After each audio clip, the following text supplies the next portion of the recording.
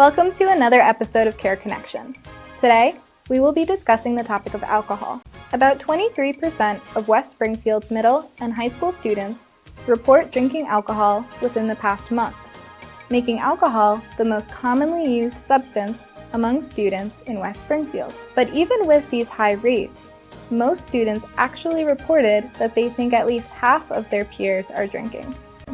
Perception is important because when use is perceived to be common and its harms are perceived to be low, we often see rates of use increase.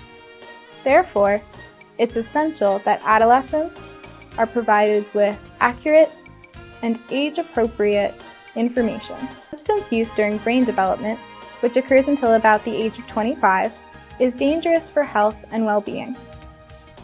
Risk increases when substance use is combined with dangerous behaviors such as excessive drinking and driving under the influence.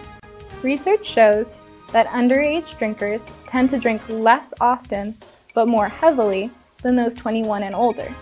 This pattern is often considered to be binge drinking, which happens when women have 4 or more drinks over the course of 2 hours and when men have 5 or more drinks in the course of 2 hours. Alcohol affects young people differently than adults due to their developing brains. This can make it difficult for teens to gauge their level of impairment, explaining in part why they may binge drink at higher rates. When someone drinks, the liver filters alcohol out of the bloodstream, but it can only process about 1 drink per hour. If someone drinks at a faster rate than that, then the liver can't keep up. This will lead to intoxication. The more someone drinks, especially within a short time frame, the greater their risk of negative consequences, such as accidents, losing consciousness, becoming sick, and getting alcohol poisoning. Another concern of underage drinking is the risk of developing an alcohol use disorder. For example, someone who's 15 years old and drinks regularly, which can be considered as little as twice a week, can have up to a 40% chance of developing an addiction.